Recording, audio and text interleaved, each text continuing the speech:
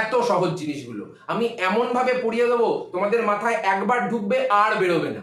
আমি গ্যারেন্টি করে বলতে পারি, যেমন ভাবে পড়িয়ে দেবো তেমন ভাবে যদি পড়ো তোমাদের 100-199 কেউ আটকাতে পারবে না, আমি গ্যারেন্টি দিয়ে বলে দিতে পারি। আর কিচ্ছু লাগবে না, ফুল নাম্বার, পুরো ফুল নাম্বার, আর কেউ একটা নাম্বার তোমাদের কাটতে পারবে না, আমি যেভাবে তোমাদের শিখিয়ে দিচ্ছি। এখানে লক্ষ্য করো। নমস্কার বন্ধুরা, তোমাদের সবাইকে অনেক অনেক অনেক স্বাগত তোমাদের নিজস্ব চ্যানেল বায়োটপার্স ল্যাবের ভেতরে। আমি তোমাদের মেন্টর সৌম্যদা। আমরা মাধ্যমিক 2027-এ যে প্রতিজ্ঞাটা করেছি যে এবারে কিন্তু জীবন বিজ্ঞানে বাজিমাত হবে, ভয় নয় বাজিমাত। কেন? কারণ আমি মাধ্যমিকের জন্য 2027 সালে যেভাবে আমার ইউটিউব চ্যানেলে প্রত্যেকটা ভিডিওর ডিটেলড আমি অ্যানালাইসিস করে পেড বাই ওয়ান আমি আপলোড করছি, যেগুলো সাধারণত পেড কোর্সে আপলোড করা হয়, সেগুলো তোমাদের জন্য পুরো ফ্রি অফ কস্ট আমি আপলোড করে দিচ্ছি। কোনো সেখানে তোমাদের বাধা থাকবে না শিক্ষার মধ্যে। সেই জন্যে চ্যানেলটাকে লাইক করতে এবং সাবস্ক্রাইব করতে এবং বন্ধুদের মাঝে প্রচুর প্রচুর পরিমাণে শেয়ার করে দিতে একদম ভুলবে না। কারণ আমরা যেভাবে ডিটেলসে পড়িয়ে দেবো তার বাইরে আর কিছু আসবে না, এটা আমি দাবি করে এই চ্যানেল থেকে বুক ঠুকে তোদেরকে বলে দিতে পারি, এতটা গ্যারেন্টি দিয়ে। কেন? কারণ আমি 7 বছর ধরে পড়াচ্ছি এবং আমি জানি মাধ্যমিকে কি কি প্রশ্ন আসতে পারে এবং কোন বছর কোন চ্যাপ্টারটা থেকে কোন প্রশ্নটা সব থেকে বেশি ইম্পর্টেন্ট। এবং তোমাদের একটা খুব দাবি ছিল যে দাদা অভিযোজন অভিব্যক্তিত্ব প্রথম পার্টটা সেকেন্ড পার্টটা খুব ভালো করে আমরা বুঝতে পেরেছি, এবারে থার্ড পার্টটা কবে আসছে? তো আমরা নিয়ে চলে এসেছি, একদম ধোঁয়াধার ভাবে থার্ড পার্ট নিয়ে চলে এসেছি।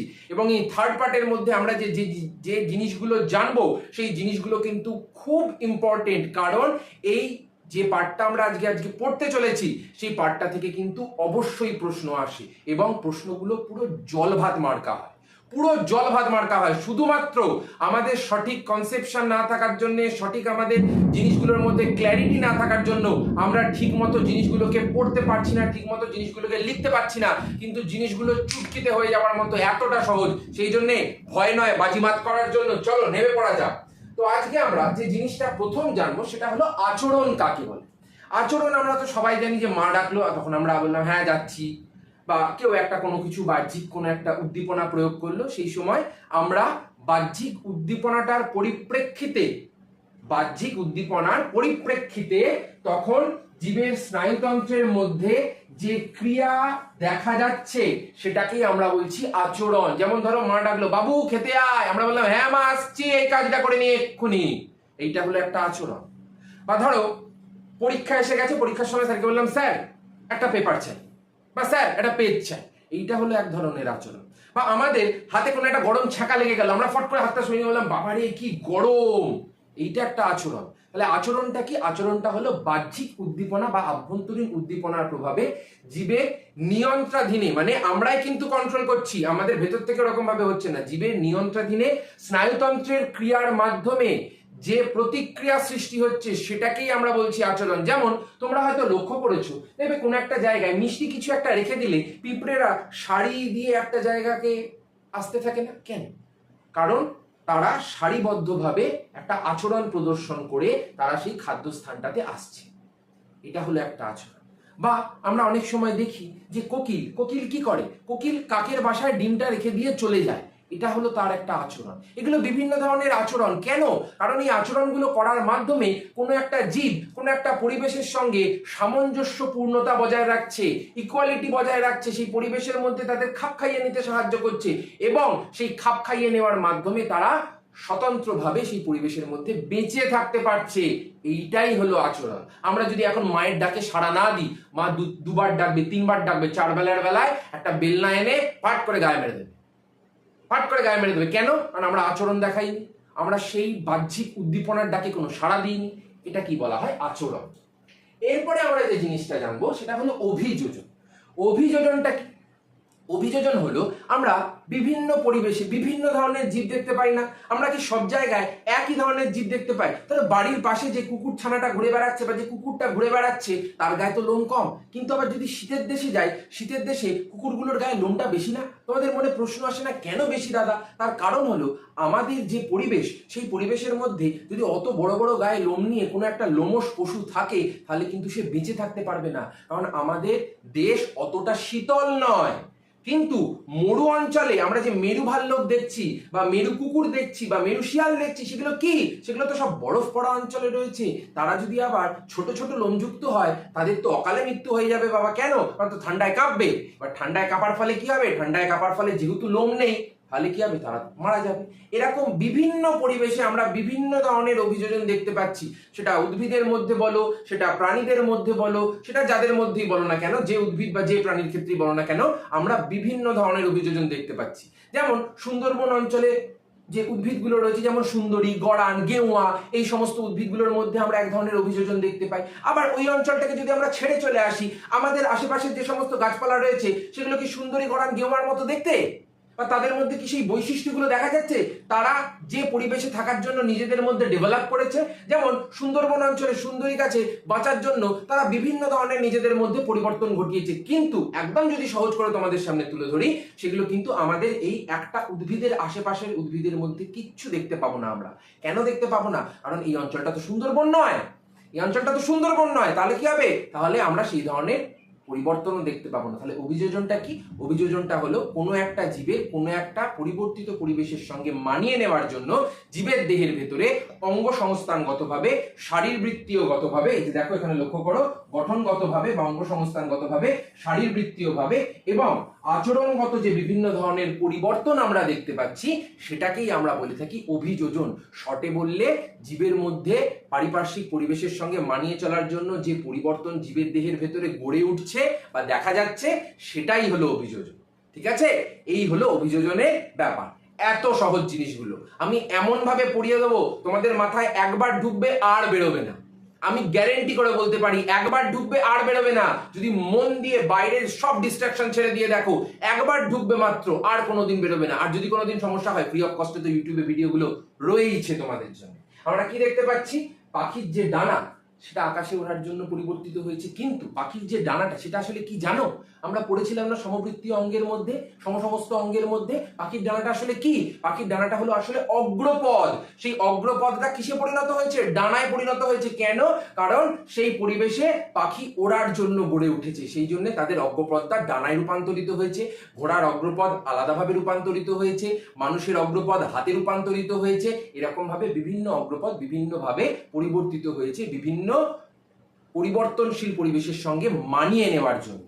এটাকেই আমরা বলে থাকি অভিযোজন। এখানে যত ছবি দেখতে পাচ্ছ, সবার মধ্যে কোনো না কোনো ধরনের অভিযোজন সেই পরিবেশের সঙ্গে মানিয়ে নেওয়ার জন্য আমরা লক্ষ্য করতে পারি। এরপরে অভিযোজনকে আমরা দুটো ভাগে ভাগ করে থাকি। তারা কি? একটা হলো মুখ্য, একটা হলো গৌণ। একদম সহজ করে বুঝিয়ে দিচ্ছি। মুখ্য মানে কি? মুখ্য মানে মনে রাখবি যে পরিবেশ পরিবর্তন হয়নি, কিন্তু তা সত্ত্বেও যখন কোনো একটা জীব এই পরিবর্তনশীল পরিবেশের মধ্যেও তারা নিজেদের পূর্বপুরুষের বাসস্থান ত্যাগ করেনি এবং তারা নিজেদের পূর্বপুরুষ যেখানে জন্মে উঠেছিল, যেখানে বেড়ে উঠে তারা নিজেদের মধ্যে ঘোরাফেরা করছিল, সেই জায়গায় তারা এখনো তারা বসবাস করছে, সেই ধরনের অভিযোজনকে বলা হয় মুখ্য অভিযোজন। সরল ভাষায় বললে, তাদের পূর্বপুরুষরা যে জায়গায় ছিল, যেভাবে অভিযোজিত হয়েছিল, বর্তমান জেনারেশনও সেই জায়গাতেই আছে এবং সেইভাবেই অভিযোজিত হয়েছে। সেই জন্য এটাকে আমরা বলি মুখ্য অভিযোজন। যেমন মাছেদের যারা পূর্বপুরুষ ছিল, তারা কি মাটির তলা খুঁড়ে খুঁড়ে ঘুরে বেড়াতো? না। মাছেদের যারা পূর্বপুরুষ ছিল, তারাও জলে ছিল, মাছ এখনো জলে আছে। পাখিদের যারা পূর্বপুরুষ ছিল, তারা তখনও খেচর ছিল বা উড়ে উড়ে বেড়াতো গাছে গাছে, তারা এখনো খেচর রয়েছে বা পক্ষী রয়েছে। তাহলে এগুলো কি? আগেও যা ছিল এখনো তাই আছে। তাহলে এটাকে আমরা কি বলতে পারি? মুখ্য বলতে পারি। কেন? কারণ তাদের তো কোনো পরিবর্তনই হয়নি, সেই পূর্বপুরুষের ধারা এখনো চলে আসছে। এবারে চলে আসি গৌণ অভিযোজন। গৌণ অভিযোজনটা কি? দেখা যাচ্ছে যে একটা পরিবর্তনশীল পরিবেশের সঙ্গে মানিয়ে নেওয়ার জন্য যখন কোনো একটা জীব তাদের পূর্বপুরুষের বাসস্থান ত্যাগ করেছে এবং নিজের দেহের ভেতরে বিভিন্ন ধরনের পরিবর্তন নিয়ে এসছে, সেই ধরনের জীবের মধ্যে আমরা বলে থাকি গৌণ অভিযোজন ঘটেছে। মানে তারা পূর্বপুরুষের জায়গায় আর বসবাস তেমন ভাবে করছে না, তারা এখন সব জায়গায় মিলিয়ে ঝুলিয়ে বসবাস করছে। যেমন তিমি, কচ্ছপ, এদের যে জলজ অভিযোজন, এরা আগে ছিল স্থলজ, এখন হয়ে গেছে জলজ। এই যে তিমি, এরা কি? এরা তো স্তন্যপায়ী। কেন? কারণ এরা আগে ছিল স্থলজ, এখন হয়ে গেছে সম্পূর্ণ জলজ। তাহলে এটা কি হলো? আগেকার পূর্বপুরুষ স্থলজ, এখনকার বর্তমান জেনারেশন জলজ। মানে জায়গা পাল্টেছে, পূর্বপুরুষদের বাসস্থান পাল্টেছে, বাসস্থান পাল্টানোর সাথে সাথে তারা নিজেদের দেহের ভেতরে বিভিন্ন নতুন অভিযোজন এনেছে, তাহলে এটাকে আমরা বলতে পারি একদম গৌণ অভিযোজন। এবং তার সঙ্গে সঙ্গে এই যে উড়ুক্কু মাছ, উড়ুক্কু কাঠবেড়ালি, এরা কি আদৌ উড়ুক্কু ছিল? মাছ সাধারণত কি করে? জলে থাকে। কাঠবেড়ালি সাধারণত গাছের ডালে ডালে ঘুরে বেড়ায়। এদের তো ওড়ার তো কথা নয় বাবা, তাহলে এরা উড়ছে কেন? এদের এমন কি পেটে দায় পড়লো? এদের কিছু দায় পড়েনি, এদের মধ্যে সেই পরিবেশে, এমনই একটা পরিবেশে তারা থাকে যে সেই পরিবেশে বসবাসের জন্য তাদের মধ্যে আমরা খেচর অভিযোজন দেখতে পাচ্ছি। মানে পূর্বপুরুষরা ছিল অন্য ধরনের, এখনকার বর্তমান জেনারেশন পাল্টে গেছে। পাল্টে যাওয়ার ফলে তাদের মধ্যে কিসের পরিবর্তন হয়েছে? তাদের মধ্যে খেচর অভিযোজনের পরিবর্তন হয়েছে আমরা বলতে পারি। এবং আগেরটায় কিসের পরিবর্তন হয়েছিল? আগেরটায় জলজ অভিযোজনের পরিবর্তন হয়েছিল। এই হলো ব্যাপার, আর কিচ্ছু না, এতটাই সহজ সরল। আমি এমন ভাবে বারবার বলছি, এমন ভাবে বুঝিয়ে দেবো, তারপরে আর কোনো চিন্তা কিচ্ছুতে থাকবে না। এটা আমি দাবি করে বলতে পারি তোমাদের, এতটাই আমি দাবি করতে পারি। তারপরে চলে আসো জীবের অস্তিত্ব রক্ষার জন্য বিভিন্ন ধরনের যে আচরণ, সেগুলোর কি কি ভূমিকা আছে, এটা একটা প্রশ্ন আসে তোমাদের। এই যে পয়েন্ট দুটো রয়েছে, এই পয়েন্ট দুটো লিখবে, উদাহরণ সমেত লিখবে। এই যে উদাহরণ দেওয়া রয়েছে, উদাহরণ সমেত লিখবে, আর কিচ্ছু লাগবে না, ফুল নাম্বার, পুরো ফুল নাম্বার। আর কেউ একটা নাম্বার তোমাদের কাটতে পারবে না, আমি যেভাবে তোমাদের শিখিয়ে দিচ্ছি। এখানে লক্ষ্য করো, জীবের অস্তিত্ব রক্ষার জন্য আচরণের কি কি ভূমিকা থাকে। প্রথমত হলো খাদ্য সংগ্রহ। পিঁপড়েদের মধ্যে আমরা একটা নেচার দেখেছি যে পিঁপড়েরা খাদ্য সংগ্রহের জন্য বিভিন্ন ধরনের কিন্তু আচরণ প্রদর্শন করে থাকে। কি আচরণ প্রদর্শন করে থাকে? যেমন বৃক্ষ জাতীয় যে উদ্ভিদ রয়েছে, সেই বৃক্ষ জাতীয় উদ্ভিদের মধ্যে আমরা লাল পিঁপড়ে দেখতে পাচ্ছি, এবং এই লাল পিঁপড়েগুলো আবার অন্যান্য পিঁপড়েদের সঙ্গে এক ধরনের যুদ্ধ করছে। দেখো, এই পিঁপড়েটা এই পিঁপড়ের সঙ্গে যুদ্ধ করছে। কেন? কারণ মাঝখানে পড়ে রয়েছে খাবার। এই খাবারের জন্য এই পিঁপড়ে এই পিঁপড়ের সঙ্গে যুদ্ধ করছে। এইটা হলো এক ধরনের আচরণ। কি? খাদ্য সংগ্রহের আচরণ। তারপরে চলে আসো সন্তান লালন পালন। যখন দেখবে একটা সদ্যজাত সন্তান, সেটা মানুষ হোক, কুকুর হোক, বাঘের সন্তান হোক, বা যে কোনো ধরনের বন্য প্রাণীর সন্তান হোক, তারা কিন্তু নিজেদের কোলের কাছে রেখে দেয় বাচ্চাটাকে, বাচ্চাটাকে ছাড়ে না। কেন? কারণ এটা হলো মায়েদের বা বাঘিনীদের বা মনুষ্য মহিলাদের একটা আচরণ। তারা কোল ছাড়া করে না, তারা বুক ছাড়া করে না। কেন? কারণ যদি ছাড়া করে দেয়, তারা যদি একা রেখে চলে যায়, তারা কি বেঁচে থাকতে পারবে? তারা কি বেঁচে থাকতে পারবে? কোনোদিন বেঁচে থাকতে পারবে না। তারা একা একা বেড়ে উঠতে পারবে না, তারা এখনো সন্তান রয়েছে। সেজন্য এটা হলো এক ধরনের আচরণ। এবং ছোট থেকে দেখবে, সেটা বাঘিনী হোক, বাঘিনীরা সাধারণত কি করতে শেখাবে? বাঘিনীরা সাধারণত তাদের যে বাঘের বাচ্চা রয়েছে তাদেরকে শিকার করতে শেখাবে, কিভাবে বন্য জঙ্গলে ঘুরে বেড়াতে হয় সেগুলো করতে শেখাবে। এইগুলো এক ধরনের আচরণ। বা মনুষ্য মহিলাদের ক্ষেত্রে যদি বলা হয়, তারা পড়াশোনা শেখাবে, সভ্য ভদ্র সমাজে কি করে আমরা মিলেমিশে থাকতে পারবো, সবাইকে কি করে সহায়তা করতে পারবো, সবার কাজে কি করে আসতে পারবো, সেই ধরনের আচরণ শেখাবে। তাহলে এগুলো কি? এগুলো তো আসলে একটা আচরণ। কেন আচরণ? কারণ সন্তান লালন পালনের একটা আচরণ, যাতে সেই সন্তানটা বড় হতে পারে, লালিত পালিত হতে পারে এবং সভ্যভদ্র সমাজের মধ্যে মিশে গিয়ে বড় হয়ে উঠতে পারে। এটা হলো সন্তান লালন পালনের আচরণ। তাহলে আমরা কি দেখলাম? একটা হলো খাদ্য সংগ্রহের আচরণ এবং একটা হলো সন্তান লালন পালনের আচরণ। এখানে পরিষ্কার ছবিটার মধ্যে দেখলে বুঝতে পারবে, এই বাঘটা কি করছে? বাচ্চা বাঘটাকে খাবার শিকার করতে শেখাচ্ছে। বা এই বাঘটা কি করছে? তার বাচ্চা বাঘটাকে সাঁতার কাটতে শেখাচ্ছে। বা সন্তান লালন পালনের সময় অতি সতর্কতার সঙ্গে বসে রয়েছে। এগুলো কি? এগুলো হলো মায়েদের একটা নেচার, বাহিনীর নেচার। এরা এগুলো করতে শেখাবে ছোটবেলা থেকে। এটাই হলো সন্তান লালন পালন। তাহলে কি হলো? 2 নাম্বার কিন্তু পুরো ফিক্স হয়ে গেল, আর কেউ কাটতে পারবে না তোমাদের 2 নাম্বার। আমি যেভাবে বলে দিচ্ছি সেভাবে শুধু চুপচাপ চোখ কান বন্ধ করে পড়তে থাকো, আর কিচ্ছু লাগবে না, আর কিচ্ছু জানতে হবে না তোমাদের। শুধু যতটুকু বলছি ততটুকু বারবার বারবার বারবার রিভাইজ করতে থাকো, তোমাদের আর কিচ্ছু লাগবে না। আমি যেমন ভাবে পড়িয়ে দেবো তেমন ভাবে যদি পড়ো, তোমাদের 100-199 কেউ আটকাতে পারবে না, আমি গ্যারেন্টি দিয়ে বলে দিতে পারি। তারপরে চলে আসো অভিযোজনের যে বিভিন্ন ধরনের প্রয়োজনীয়তা বা গুরুত্ব রয়েছে। পরিবর্তনের কি প্রয়োজন আছে? যেমন উদ্ভিদ ছিল, যেমন প্রাণী ছিল, তারা তো সেই পরিবেশে থাকতেই পারত, তাদের তো পরিবর্তনের তো কোনো দরকার ছিল না। দরকার ছিল, অবশ্যই দরকার ছিল। আমাদের বাড়ির আশেপাশের যে পরিবেশ, মরু অঞ্চলের পরিবেশ এক না। আমাদের বাড়ির আশেপাশের যে পরিবেশ, মেরু অঞ্চলের পরিবেশ, মানে শীতল যে মেরু, সুমেরু, কুমেরু রয়েছে, আটলান্টিক রয়েছে, সেই অঞ্চলের পরিবেশ কি সেম? না। কোনোভাবেই সেম না। তাহলে এই যে পরিবেশ পরিবর্তিত হচ্ছে, তো সেই জায়গার জীবের মধ্যে কোনো পরিবর্তন আসবে না? অবশ্যই আসবে।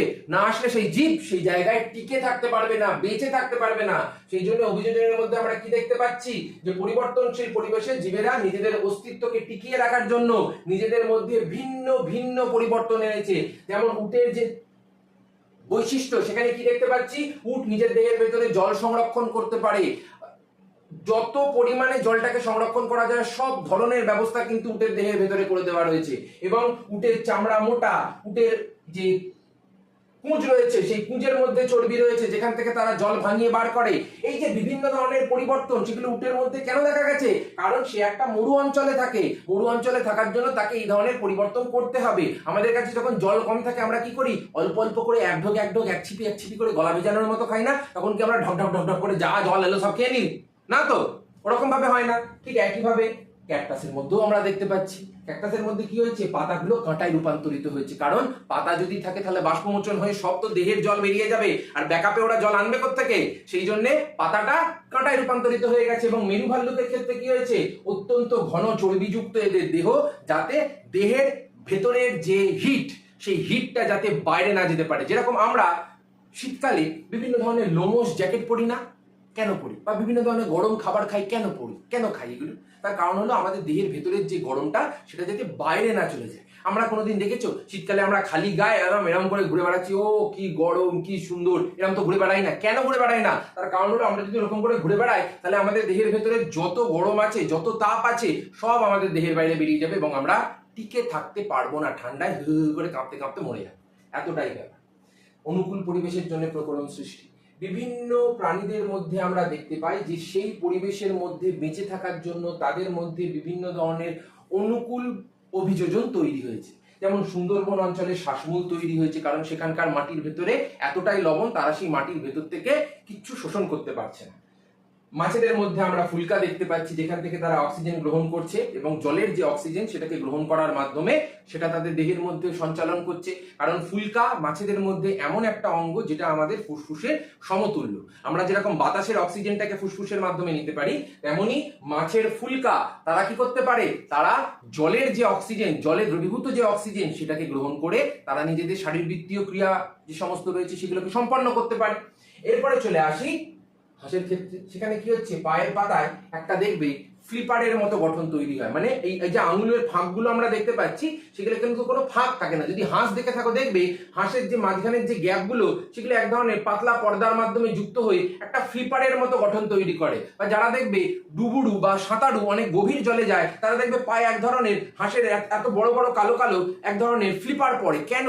কারণ সেটা হলো জলজ অভিযোজন। জলে সাঁতার কাটার জন্য ওই ফ্লিপারের মতো গঠনটা দরকার, নাহলে কিন্তু তারা সাঁতার কাটতে পারবে না। তাহলে এগুলো কি?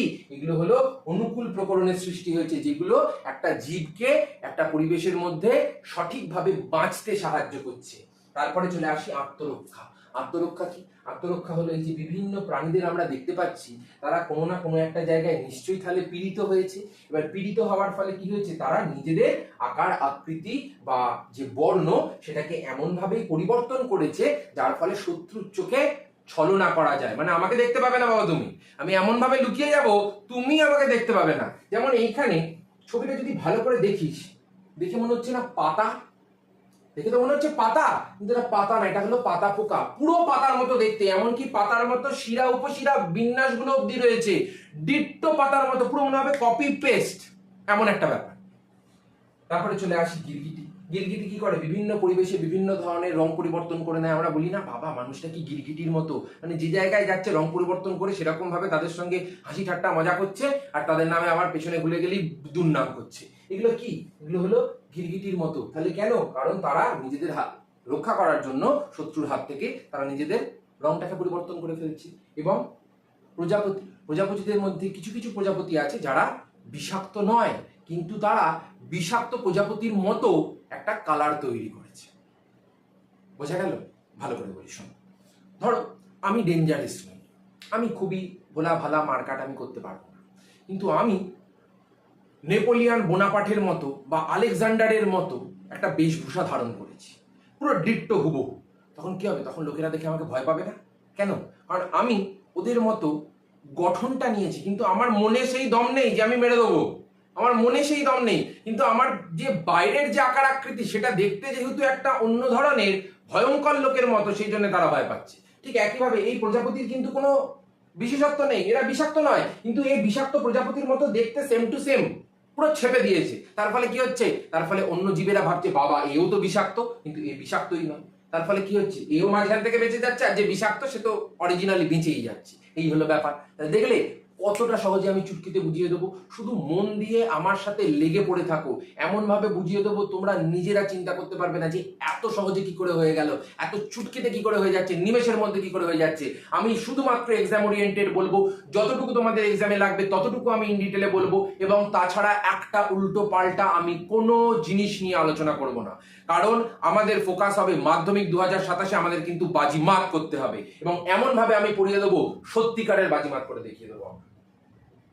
তারপরে আমরা চলে আসি অভিযোজন এবং অভিব্যক্তির মধ্যে বেসিক সম্পর্কটা কি আছে। যেমন যদি আমরা অভিযোজন অভিব্যক্তির মধ্যে সম্পর্কটা তুলনা করি, তাহলে প্রথম পয়েন্টে কি বলা হচ্ছে, প্রথম পয়েন্টের ক্ষেত্রে বলা হচ্ছে এই যে পরিবেশ পরিবর্তিত হচ্ছে, পরিবেশ পরিবর্তিত হওয়ার সঙ্গে সঙ্গে একটা জীবের মধ্যে আচরণেরও পরিবর্তন হচ্ছে, এবং আচরণের যখন পরিবর্তন হচ্ছে তার মানে তার দেহের ভেতরে নতুন নতুন কিছু বৈশিষ্ট্য আসবে, যেটাকে আমরা বলছি অভিযোজন। অভিযোজন আর কিচ্ছু না, অভিযোজন হলো নতুন কোনো বৈশিষ্ট্যের যদি সমাবেশ ঘটে তখনই সেটাকে আমরা বলছি পরিবর্তন বা অভিযোজন।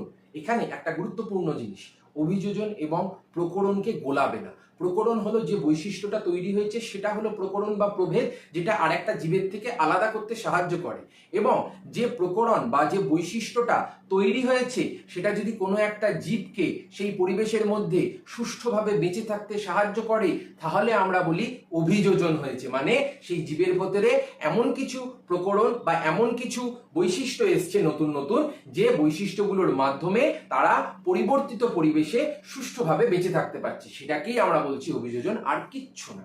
তাহলে বোঝা গেল আচরণ আর অভিযোজনের মধ্যে সম্পর্ক। তারপরে সেকেন্ড পয়েন্টে চলে আসি, এখানে কি বলা হচ্ছে, অভিযোজন এবং অভিব্যক্তির যে কারণ রয়েছে সেখানে আমরা বলতে পারি অভিযোজন হলো কারণ আর অভিব্যক্তি হলো তার ফল। কেন? কারণ অভিযোজন যদি না হয় তাহলে তো হবে না, এটা হলো কারণ। আর অভিব্যক্তি ফল কেন? অভিব্যক্তি মানে কি? অভিব্যক্তি মানেই তো হলো ইভলিউশন। অভিব্যক্তি মানে তো ইভলিউশন। আমরা কি পড়েছিলাম, মাছ থেকে মানুষের সৃষ্টি হচ্ছে, তাহলে এটা একটা পরিবর্তন নয়? আর এই যে পরিবর্তন, পরিবর্তনের একটা কারণ থাকে, সব কিছুর একটা কারণ থাকে। এই যে অনেক ছেলেমেয়েরা দেখি আমরা যে অত্যন্ত গরিব, তা সত্ত্বেও খুব ভালো ভালো রেজাল্ট করছে, কেন? কারণ তাদের একটা তাড়না রয়েছে, সেই তাড়নাটা হলো কারণ, এবং যে ভালো রেজাল্ট করলো এটা হলো তার ফল। ঠিক একইভাবে আমাদেরও একটা তাড়না ছিল সেই সময়কার যুগে, যে নতুন আধুনিক সমাজ তৈরি করতে হবে বা নতুন আধুনিক জীব তৈরি হচ্ছে, তাহলে অভিযোজন হলো তার কারণ এবং অভিব্যক্তি হলো তার ফল, আর কিচ্ছু না। তারপরে আমরা চলে আসি অভিযোজনের মাধ্যমে জীবের দেহের ভেতরে বিভিন্ন ধরনের, এক্ষুনি বললাম, অনুকূল প্রকরণ সৃষ্টি হয়, যে অনুকূল প্রকরণগুলো জীবন সংগ্রামে জয়লাভ করতে সাহায্য করে এবং পরবর্তীতে নতুন প্রজাতি তৈরি করতেও সাহায্য করে থাকে। যেমন কোনো একটা জীব, যেমন ধরে নিলাম জিরাফ, জিরাফের আগের গলা কি ছিল? এইটুকু ছিল, দিয়ে ধীরে ধীরে ধীরে ধীরে বড় হলো, এবং সেটাই কিন্তু একটা নতুন প্রজাতির উন্নতিতে সাহায্য করলো। কেন? কারণ জিরাফের গলা যদি আলটিমেটলি লম্বা না হতো তাহলে তারা কিন্তু সেই পরিবেশে টিকে থাকতে পারতো না, কারণ সেই পরিবেশের মধ্যে তখন মাটির মধ্যে আর ঘাস নেই। জিরাফের পরিমাণ এত বেড়ে গেছে, অন্য তৃণভোজী প্রাণীর পরিমাণ এত বেড়ে গেছে, তারা মাটির সব ঘাস চেঁচে খেয়ে ফেলেছে, তার ফলে তারা তো অভুক্ত হয়ে মারা যাবে। সেই জন্য জিরাফের গলা ধীরে ধীরে ধীরে ধীরে লম্বা হলো, এবং লম্বা হওয়ার মাধ্যমে আমরা কি দেখেছিলাম? লম্বা হওয়ার মাধ্যমে দেখেছিলাম আলটিমেটলি একটা জেনারেশন থেকে আরেকটা জেনারেশনে সেই বৈশিষ্ট্যগুলো যাচ্ছে, অর্জিত বৈশিষ্ট্যের বংশানুসরণ, এবং বংশানুসরণ হওয়ার মাধ্যমে নতুন প্রজাতির উন্নতি ঘটেছে, মানে সেখানে একটা নতুন প্রজাতি সৃষ্টি হয়েছে, সেটা আমরা বলতে পারি। এই হলো ঘটনা, এতটাই সহজ। আমি এমন ভাবে বলে দেবো তোমাদের আর কোনো চিন্তা হবে না, এতটাই সহজ করে আমি বলে দেবো। শুধু মন দিয়ে পড়ো, বারবার আমার একটাই রিকোয়েস্ট, মন দিয়ে পড়ো, আর কিচ্ছু লাগবে না তোমাদের। আমি যেভাবে পড়িয়ে দেবো তার বাইরে একটা কোশ্চেন তোমাদের ফসকাবে না। এরপরে চলে আসো অভিযোজন। আমরা দেখেছিলাম মুখ্য অভিযোজন আর গৌণ অভিযোজন। এরপরে অভিযোজনকে আমরা আরো তিনটে ভাগে ভাগ করে থাকি। কি কি তিনটে ভাগে ভাগ করে থাকি? একটা হলো অঙ্গ সংস্থানগত, একটা হলো শারীরবৃত্তীয়, এবং একটা হলো আচরণগত। যেখানে আমরা দেখতে পাচ্ছি কোনো একটা অঙ্গ অন্য কোনো একটা রূপান্তরিত রূপে পরিণত হয়েছে, মানে ক্যাকটাসের ক্ষেত্রে যে পাতাটা ছিল সেই পাতাটা কাঁটায় রূপান্তরিত হয়েছে বাষ্পমোচনের হারটাকে কমানোর জন্য, যাতে সেই মরু অঞ্চলে তারা টিকে থাকতে পারে, কারণ মরু অঞ্চলে তো জল নেই। এবার যদি পাতার মাধ্যমে সব জল দেহের বাইরে বেরিয়ে যায় তাহলে সে কি করে বেঁচে থাকবে? সেই জন্য পাতাটাকে কাঁটায় পরিণত করে দিয়েছে। এবার কাঁটা হওয়ার ফলে কি হচ্ছে? আর তো বাবা বাষ্পমোচন হতে পারছে না। তাহলে এটা হলো অঙ্গ সংস্থানগত। অঙ্গ মানে মনে রাখবে কোনো একটা অঙ্গ পরিবর্তন হয়ে গেছে। এরপরে আমরা চলে আসি শারীরবৃত্তীয় অভিযোজন। শারীরবৃত্তীয় মানে হলো যখন মূলই আছে কিন্তু মূলটা একটু অন্য ধরনের মূলে পরিণত হয়েছে, তখন সেটাকে বলা হয় শারীরবৃত্তীয়। যেমন সুন্দরবন অঞ্চলে যে সমস্ত সুন্দরী গাছ রয়েছে তারা নিজেদের যে মূলগুলো ছিল সেই মূলগুলো সাধারণত কোথায় থাকে? মাটির নিচে থাকে। কিন্তু দেখা যাচ্ছে যে সেই মাটির মধ্যে এতটাই লবণ, এতটাই জলের মধ্যে লবণ, সেই মাটি থেকে তারা যদি জল শোষণ করে তাহলে উদ্ভিদের দেহের ভেতরে সেই নুনটা পৌঁছে যাচ্ছে এবং সেই নুনটা একটা বিষক্রিয়া তৈরি করবে উদ্ভিদের দেহের ভেতরে। সেই জন্যে কি করলো সুন্দরী গাছ তাদের যে মূলগুলো ছিল সেগুলোকে মাটির উপরের দিকে বার করে দিল, এবং এই যে মাটির উপরের দিকে যে মূলগুলো বেরিয়ে এলো এগুলোকে আমরা কি বলি? এগুলোকে আমরা বলি নিউমেটোফোর বা শ্বাসমূল। কেন? কারণ বাতাসের যে অক্সিজেন এবং বাতাসের যে জলীয় বাষ্প সেই শ্বাসমূলগুলো গ্রহণ করে, এবং গ্রহণ করার মাধ্যমে উদ্ভিদের দেহের ভেতরে যে জলের চাহিদা বা যে অক্সিজেনের চাহিদা বা যে কার্বন ডাই অক্সাইডের চাহিদা সেগুলোকে মেটাতে সাহায্য করে। এই হলো শারীরবৃত্তীয়, যেখানে মূলই আছে কিন্তু মূলটা একটা পরিবর্তন এনেছে নিজের গঠনের মধ্যে। এরপরে চলে আসো আচরণগত। আচরণ মানে হলো যেখানে আমাদের আচরণের দ্বারা সেই পরিবেশে খাপ খাওয়াতে আমরা সাহায্য করে থাকি। যেমন শিম্পাঞ্জিরা কি করে? শিম্পাঞ্জিরা যখনই দেখে একটা ওয়েট ঢিবি রয়েছে সেখানে একটা সরু ডাল ঢুকিয়ে দেয়, ডাল ঢুকিয়ে ওপরে বসে থাকে। তারপরে যখন ডালের ওপরে ধীরে ধীরে ধীরে ধীরে অনেকগুলো উইপোকা চলে আসে, বার করে নেয়, বার করে খুঁটে খুঁটে খুঁটে খুঁটে খেয়ে নেয়। এটা কি? এটা হলো একটা আচরণ। যেমন আমরা ছিপ ফেলে বসে থাকি না এরকম করে, কখন মাছ উঠবে তারপরে আমরা তুলে নেবো, তুলে নিয়ে বাড়ি গিয়ে সেটাকে কেটে কুটে ভেজে খেয়ে নেবো। ঠিক একইভাবে ওরাও কি করে? ওরাও উইপোকার ঢিবির ভেতরে একটা ডাল ঢুকিয়ে বসে থাকে, যখনই সেই ডালের উপরে অনেকগুলো উইপোকা চলে আসে বার করে দিয়ে খুঁটে খেয়ে নেয়। এটাকেই আমরা বলে থাকি আচরণগত অভিযোজন। আর কিচ্ছু না, একদম সহজ। যেমন বোঝাচ্ছি তেমনটা প্রথম থেকে শেষ অবধি চলতে থাকো আমার সাথে। এমন ভাবে বুঝিয়ে দেবো চুটকিতে জিনিসগুলোকে যেগুলো তোমরা এতদিন ধরে তোমাদের কাছে দুর্বোধ্য ছিল সেগুলোকে আজকে পুরো একদম ক্লিয়ার জল ভাত বানিয়ে দেবো, পুরো জল ভাত, কোনোদিন আর কোনো চিন্তা হবে না তোদের। তারপরে চলে আয় জাঙ্গল বা জিওফাইটিক উদ্ভিদ কাদের বলে। আমরা ছবিটা দেখলেই আশা করি বুঝতে পারছি পুরোটাই মরুভূমি। মরুভূমির মধ্যে এগুলো কি হয়ে রয়েছে? বিভিন্ন ধরনের ক্যাকটাস হয়ে রয়েছে না? এবার এই যে ক্যাকটাস সেটা আসলে কি? দেখা যাচ্ছে যে যে সমস্ত উদ্ভিদগুলো সাধারণত মরু অঞ্চলে জন্মায় তারা তাদের ভিতরে বা তাদের দেহের ভিতরে বিভিন্ন ধরনের শারীরবৃত্তীয় এবং অঙ্গ সংস্থানগত পরিবর্তন আনে, এবং সেই সমস্ত উদ্ভিদগুলোকেই আমরা বলে থাকি কি? জাঙ্গল বা জিওফাইটিক উদ্ভিদ। কেন? কারণ তারা মরু অঞ্চলে রয়েছে এবং মরু অঞ্চলে জলের প্রচন্ড অভাব। সেই জন্য তারা তাদের দেহের ভেতরে যদি কোনো ধরনের পরিবর্তন না করে, এই আম গাছ, জাম গাছ, সুপুরি গাছ, কলা গাছ, নারকেল গাছের মতো যদি হয়ে বসে থাকে যে সমস্ত গাছগুলোর প্রচুর জলের খোরাক, তাহলে তারা কিন্তু বেঁচে থাকতে পারবে না। তাহলে আমাদের কি করতে হবে? আমাদের সেই উদ্ভিদের ভিতরে পরিবর্তন আনতে হবে, এবং সেই পরিবর্তনটাকে আমরা কি বলছি? সেই পরিবর্তনটা কি বলা হচ্ছে? জাঙ্গল বা জিওফাইটিক উদ্ভিদ। কাদের মধ্যে দেখা যায়? ফণিমনসা, ক্যাকটাস, তেসিরা, মনসা, এই ধরনের উদ্ভিদগুলোর মধ্যে আমরা দেখতে পাই। এই যতটুকু দেওয়া রয়েছে ততটুকু তোমরা লিখবে, ততটুকু তোমরা বই ফলো করে পড়বে। এর বাইরে আর কিচ্ছু হাবিজিবি পড়ার দরকার নেই। আমি বলে দিচ্ছি তোমাদের চুটকিতে নাম্বার উঠবে, আর কিচ্ছু লাগবে না তোমাদের। তারপরে আমরা চলে আসি লবণাম্ব উদ্ভিদ বা হ্যালোফাইটিক উদ্ভিদ। এই যে লবণাম্ব উদ্ভিদ যেগুলো আমরা সাধারণত দেখে থাকি সুন্দরবন অঞ্চল, তারপরে সেখানে আমরা দেখতে পাচ্ছি কি সুন্দরী, গড়ান, গেওয়া, এই ধরনের যে উদ্ভিদগুলো রয়েছে তারা কি করে? তারা তাদের দেহের ভেতরে এমন কিছু পরিবর্তন করে যাতে তারা সেই লবণাক্ত অঞ্চলে বেঁচে থাকতে পারে। তাদের মধ্যে কি পরিবর্তন দেখা যাচ্ছে? তাদের মধ্যে আমরা শ্বাসমূল দেখতে পাচ্ছি, তাদের মধ্যে আমরা পাতার মধ্যে পরিবর্তন দেখতে পাচ্ছি, তাদের মধ্যে আমরা ঠেস দেওয়ায় দাঁড়িয়ে থাকার জন্য এক ধরনের ঠেসমূল দেখতে পাচ্ছি। এই যে বিভিন্ন পরিবর্তিত গঠনগুলো, এগুলো কোথায় দেখা যাচ্ছে? এগুলো লবণাক্ত অঞ্চলে লবণাম্ব উদ্ভিদের মধ্যে দেখা যাচ্ছে, যার ফলে তাদের দেহের ভেতরে অঙ্গ সংস্থানিক এবং শারীরবৃত্তীয় বিভিন্ন ধরনের অভিযোজনের মাধ্যমে তারা কিন্তু সেই পরিবেশে বেঁচে থাকছে, এবং সেই উদ্ভিদগুলোকে বারবার কি বলছি? বারবার বলছি আমরা লবণাম্ব উদ্ভিদ। তাদের মধ্যে দেখা যাচ্ছে সুন্দরী, গড়ান, গেওয়া, রাইজোফোরা, এই ধরনের উদ্ভিদগুলোর মধ্যে দেখা যাচ্ছে, এবং এই উদ্ভিদগুলো বেশিরভাগই সাধারণত সুন্দরবন অঞ্চলের উদ্ভিদ বা লবণাক্ত অঞ্চলের উদ্ভিদ, যেখানে তারা মাটির ভেতর থেকে সক্ষমভাবে জল নিতে পারছে না, তার ফলে তাদের দেহের ভেতরে শারীরবৃত্তীয় এবং অঙ্গ সংস্থানগত পরিবর্তন দেখা গেছে। এরপরে চলে আসো পর্ণকাণ্ড। তোমাদের মনে হতে পারে যে দাদা জিনিসগুলো এতটাই কি ছোট ছোট? এতটাই ছোট ছোট। এতটাই ছোট ছোট, তোমাদের এতটুকু করে সিলেবাসের মধ্যে রয়েছে এবং সিলেবাস ওরিয়েন্টেড আরো বেশি জিনিস আমি বলছি, যে জিনিসগুলো অনেক সময় বইয়ের মধ্যে নেই। সেই ভিডিওগুলো আমার আগের যে ভিডিও সেগুলো লক্ষ্য করলে বুঝতে পারবে, সেগুলো কমেন্ট সেকশন দেখলে বুঝতে পারবে। ছেলেপুলেরা বলছে দাদা বইয়ের মধ্যে নেই, কিন্তু তোমার এই ভিডিওর মধ্যে আছে। এবং আমার এই চ্যাপ্টারগুলো পড়ানোর সুবিধাটা কি, যেহেতু আমি ডিটেলসে পড়িয়ে দিচ্ছি, একবার পড়ার পরে তোমরা যে কোনো টেস্ট পেপার, যে কোনো কোশ্চেন ব্যাংক যা খুশি তুলে দেখে নেবে, সব কমন পাবে। আমি যে যে কোশ্চেন বলে দিচ্ছি, যেভাবে পড়িয়ে দিচ্ছি, তার বাইরে আর একটা জিনিস বাদ যাবে না, আমার দাবি এটা। তারপরে চলে আসো পর্ণকাণ্ড। পর্ণকাণ্ডের ক্ষেত্রে কি হচ্ছে, ভালো করে উদ্ভিদটা লক্ষ্য করো। এটা একটা ফণিমনসার মতো দেখতে, ক্যাকটাস এক ধরনের। এখানে আমরা কি দেখতে পাচ্ছি, যে পাতাগুলো ছিল উদ্ভিদের দেহের ভিতরে, সেগুলো কাঁটায় রূপান্তরিত হয়েছে অজস্র, কিন্তু যে কাণ্ডটা ছিল সেটা কিসে রূপান্তরিত হয়েছে বাবা? সেটা রূপান্তরিত হয়েছে তো একটা পাতার মতো দেখতে চ্যাপ্টা সবুজ গঠনে। যেহেতু কাণ্ডটা পাতার মতো দেখতে একটা চ্যাপ্টা সবুজ গঠন তৈরি করে নিজেদের অঙ্গ সংস্থানগত পরিবর্তন ঘটিয়েছে, কাণ্ড সম্পূর্ণরূপে পাতার মতো একটা গঠন তৈরি করছে, তখন সেটাকে আমরা কি বলছি? তখন সেটাকে আমরা বলছি পর্ণকাণ্ড। এবং এই যে পর্ণকাণ্ড, এই পর্ণকাণ্ডের মধ্যে আমরা পর্ণ কথাটা কেন বলছি, কারণ এখানে পাতার মতো আমরা সবুজ ক্লোরোফিলের উপস্থিতি দেখতে পাচ্ছি, এবং এই সবুজ ক্লোরোফিল থাকার ফলে এই পর্ণকাণ্ডই কিন্তু নিজের দেহের ভেতরে খাদ্য তৈরি করতে পারে। এবং আমরা যদি অ্যালোভেরা কেটে দেখি, দেখবে ভেতরের দিকে একটা জেল বেরোয়। কেন? কারণ অ্যালোভেরাটাও হলো একটা জঙ্গল উদ্ভিদ বা মরু অঞ্চলের উদ্ভিদ। তারা কি করছে, তারা নিজেদের দেহের ভিতরে যে জলটা, সেই জলটাকে একটা থকথকে জেলির মতো প্রোডাক্টে কনভার্ট করে দিচ্ছে। কনভার্ট করে দেওয়ার ফলে কি হচ্ছে, তারা ইজিলি তাদের দেহের ভিতরে জলটাকে স্টোর করে রাখতে পারছে। এটাকেই আমরা বলছি মিউসিলেজ। এই মিউসিলেজের মাধ্যমে তারা নিজেদের দেহের ভেতরে যে বাইরে থেকে জলটাকে সামান্য পরিমাণে গ্রহণ করছে, সেই জলটাকে তারা নিজের দেহের ভেতরে মিউসিলেজের মধ্যে সঞ্চয় করে রাখছে, যাতে তাদের দেহের ভেতরে জলের ঘাটতি না হয় এবং জলটা সঞ্চিত থাকে তাদের দেহের ভেতরে।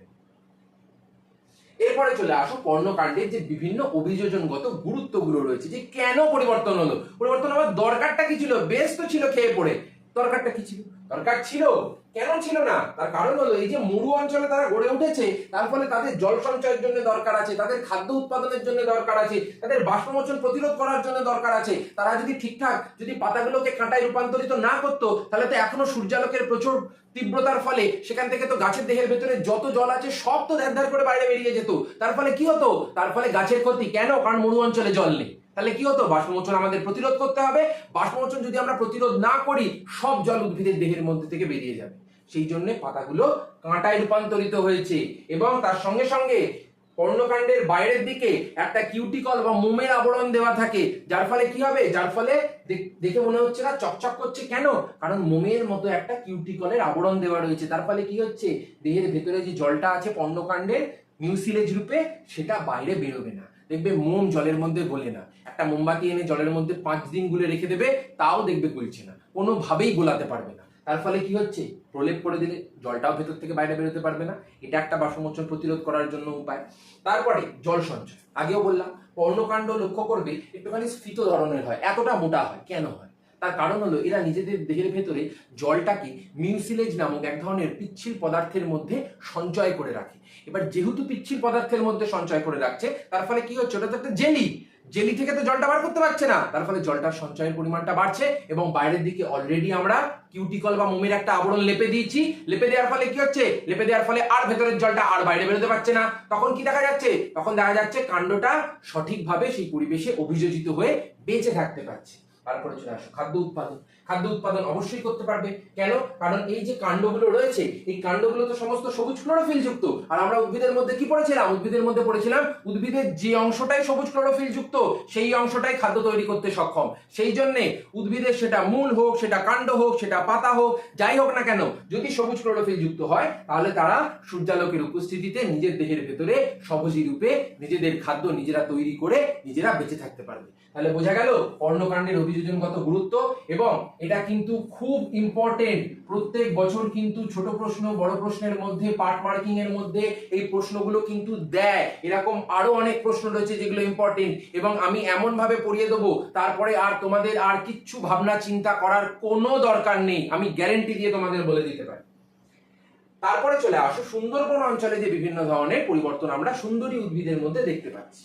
প্রথম কি দেখতে পাচ্ছি? প্রথম দেখতে পাচ্ছি যেহেতু মাটির মধ্যে অত্যাধিক লবণ রয়েছে, তার ফলে কি হচ্ছে যে দেখো মূলগুলো মাটির উপরের দিকে উঠে চলে এসছে না। কেন? কারণ মূল মাটির নিচ থেকে জল নিতে পারবে না, কারণ জলের মধ্যে এতটাই লবণ যে সেই জল যদি উদ্ভিদ মূলের মাধ্যমে শোষণ করে তাহলে কি হবে? তাহলে সেই উদ্ভিদের ভেতরে লবণটা গিয়ে বিষক্রিয়া করবে এবং উদ্ভিদ মারা যাবে।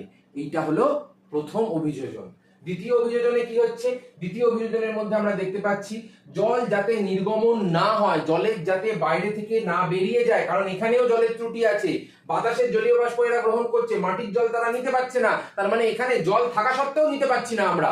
তার ফলে এখানে কি হচ্ছে? কাণ্ডের যে সংবহন কলা তারা সুষ্ঠুভাবে তৈরি করেছি আমরা, যাতে জলের অপচয় না হয়, এবং বাইরের দিকে মিউসিলেট যুক্ত এক ধরনের আবরণ দেওয়া রয়েছে, যার ফলে জলটা ভেতর থেকে বাইরে যাতে বেরিয়ে না যেতে পারে। এটা হলো আরেকটা অভিযোজন। 3 নম্বরে কি হচ্ছে? 3 নম্বরে দেখা যাচ্ছে পাতার যে কোষগুলো রয়েছে সেখানে মিউসিলেজের পরিমাণটা বেশি, এবং মিউসিলেজ কি করছে? আগেও আমরা দেখেছি মিউসিলেজ সাধারণত ক্যাকটাস বলো বা অ্যালোভেরা বলো, এদের ভেতরে যে পিচ্ছিল জলীয় অংশ সেটা কিন্তু আমরা মিউসিলেজ বলছি। তাহলে সুন্দরীর মধ্যেও সেটা রয়েছে। তারা কি করছে? তারা ভেতরের জলটাকে সংরক্ষণ করতে সাহায্য করছে, যাতে জলটা না বেরিয়ে যায়, কারণ এখানে জল থাকা সত্ত্বেও অভাব। জলের মধ্যে এত লবণ যদি এই উদ্ভিদ গ্রহণ করে নেয় তাহলে এই উদ্ভিদ অকালে মারা যাবে, অকালে বিষক্রিয়া হয়ে কোষের মধ্যে মারা যাবে, তারা বেঁচে থাকতে পারবে না। তারপরে চলে আসো 4 নাম্বার। এখানে আমরা কি দেখতে পাচ্ছি? এখানে আমরা দেখতে পাচ্ছি যে জলের মাধ্যমে তাও কিছু কিছু মূল কি করছে? জল কিছুটা হলেও শোষণ করছে, কারণ বাতাসে আর কতই বা জলীয় বাষ্প রয়েছে। ধরলাম 70% জলীয় বাষ্প নিচ্ছে, বাকি 30% জল মাটি থেকে নিচ্ছে। এবার এই যে 30% জল মাটি থেকে নিচ্ছে, তার ফলে কি হচ্ছে? তখনও তো লবণ ঢুকছে, তখন পাতার মধ্যে আমরা কি দেখতে পাচ্ছি? পাতার মধ্যে আমরা লবণ গ্রন্থি দেখতে পাচ্ছি। সেই লবণ গ্রন্থিগুলো কি করে? সেই লবণ গ্রন্থিগুলো পাতার মধ্যে লবণটাকে জমা করে রাখে। যখন পাতার মধ্যে লবণ সঞ্চয় পূর্ণ হয়ে যায়, তখন উদ্ভিদ এই পাতাগুলোকে ঝরিয়ে দেওয়ার মাধ্যমে নিজের দেহ থেকে রেচন পদার্থগুলোকে বার করে দেয়। আমরা পড়েছিলাম না ক্লাস 9-এ, উদ্ভিদ বাকল মোচন, ফল মোচন এগুলোর মাধ্যমে বা পত্র মোচন এগুলোর মাধ্যমে রেচন প্রক্রিয়াকে সম্পন্ন করে এবং নিজের দেহের ভেতরে যে সমস্ত বিষক্রিয়া সৃষ্টিকারী যে পদার্থগুলো রয়েছে সেগুলোকে বার করে দেয়। ঠিক একইভাবে এরাও পত্রমোচনের মাধ্যমে লবণ গ্রন্থির মধ্যে লবণটাকে সঞ্চয় করে পরবর্তীকালে বার করে দিচ্ছে। কেন? বারবার বলছি, লবণ কিন্তু বিষক্রিয়া তৈরি করতে পারে। সেই লবণ যাতে বিষক্রিয়া না করে সেই জন্য কিন্তু সুন্দরবনে সুন্দরীর এই ধরনের পরিবর্তন আমরা দেখতে পাচ্ছি। তারপরে চলে আসো 5 নাম্বার পয়েন্টে বলা হচ্ছে যে এদের দেহের ভেতরে এক্ষুনি বললাম যে লবণমোচী গ্রন্থি থাকে, এবং লবণমোচী গ্রন্থি থাকার ফলে কি হচ্ছে? যে অতিরিক্ত যে লবণ রয়েছে সেই অতিরিক্ত লবণগুলোকে এরা কিন্তু বার করে দিচ্ছে নিজের দেহের ভেতর থেকে, একটা লবণও রাখছে না। কারণ লবণ থাকা মানেই হলো তারা কোনো না কোনো কোষের সাথে একটা বিষক্রিয়া করবে, এবং বিষক্রিয়া করার মাধ্যমে তারা কিন্তু সেই উদ্ভিদে ক্ষতি করবে। তারপরে চলে আসো 6 নাম্বার পয়েন্ট, যেখানে আমরা কি বলছি? যে অত্যাধিক পরিমাণে পাতার মধ্যে ধীরে ধীরে লবণ আমরা জমা করতে থাকি। যখন লবণ সঞ্চয় একেবারে লাস্টে গিয়ে পূর্ণ হয়ে যাচ্ছে, তখন সেই পাতাটাকে আমরা ঝরিয়ে দেওয়ার মাধ্যমে উদ্ভিদটাকে রক্ষা করছি এবং দেহের ভেতরে লবণের পরিমাণটাকে কমিয়ে দিচ্ছি, যাতে লবণটা আর সেই পরিমাণে সঞ্চিত না থাকে এবং সেই জমে থাকা লবণটা যাতে উদ্ভিদের দেহের ভেতরে বিষক্রিয়া না তৈরি করতে পারে। কারণ এই পাতা যদি ঝরিয়ে না দিত তাহলে বিষক্রিয়া কিন্তু হতোই হতো। এছাড়াও এখানে সুন্দরবন অঞ্চলে যে সমস্ত সুন্দরী গাছের আমরা যে ভ্যাকুয়াল গুলো দেখতে পাচ্ছি, উদ্ভিদ কোষের ভেতরে একটা পাতার ভেতরে একটা ভ্যাকুয়াল থাকে, মানে এই যে ফাঁকা স্থান আমরা দেখতে পাচ্ছি না একটা মাঝখানে, এই যে একটা ফাঁকা স্থান, এটাকে বলা হয় ভ্যাকুয়াল বা কোষ গহ্বর। সেই কোষ গহ্বরের ভেতরে তারা 90% জায়গা জুড়ে অবস্থান করে এবং এই ভ্যাকুয়ালের ভেতরেই কিন্তু তারা লবণটাকে সঞ্চয় করে। আমরা ভ্যাকুয়ালকে আর একটা নামেও ডেকে থাকি সেল স্টোর হাউস। কেন? কারণ কোষের ভেতরে যে বিভিন্ন ধরনের যে উপাদান উদ্ভিদ কোষের ভেতরে, সেই সমস্ত উপাদানগুলোকে তারা এই ভ্যাকুয়ালের মধ্যে জমা রাখে এবং সেই ভ্যাকুয়াল থেকেই পরবর্তীতে তারা সেগুলোকে বার করে দিয়ে পত্রমোচনের মাধ্যমে উদ্ভিদটাকে রক্ষা করছে।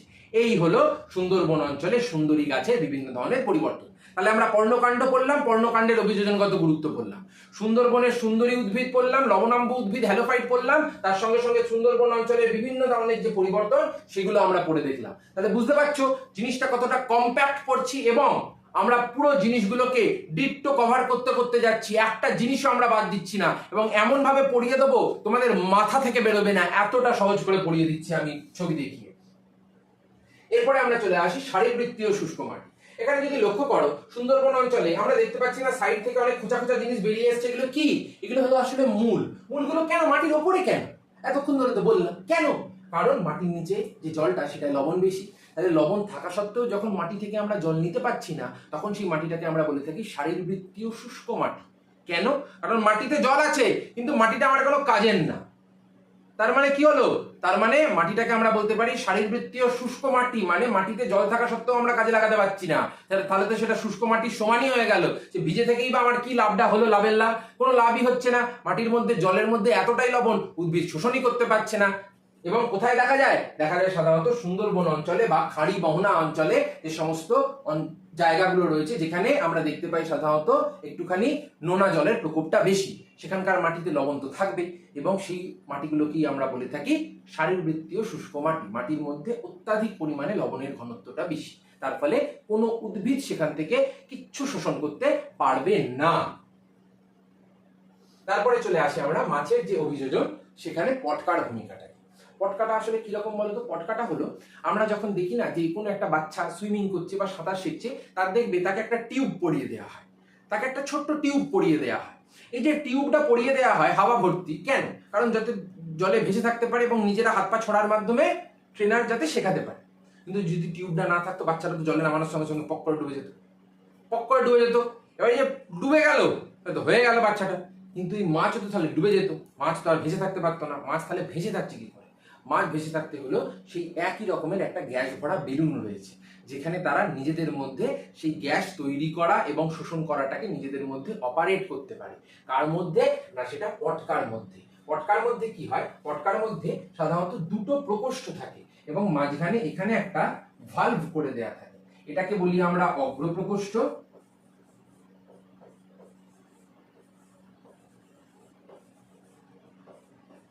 এবং পেছনের দিকের প্রকোষ্ঠটাকে আমরা বলি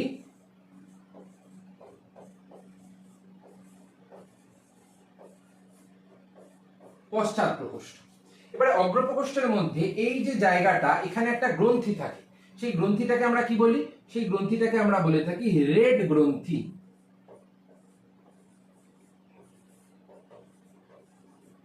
এবং পশ্চাৎ প্রকোষ্ঠে দেখো কত শিরা উপশিরা দেখতে পাচ্ছি না? এগুলোকে কি বলা হয়? এগুলোকে বলা হয় রেটি মিরাবিলিয়া।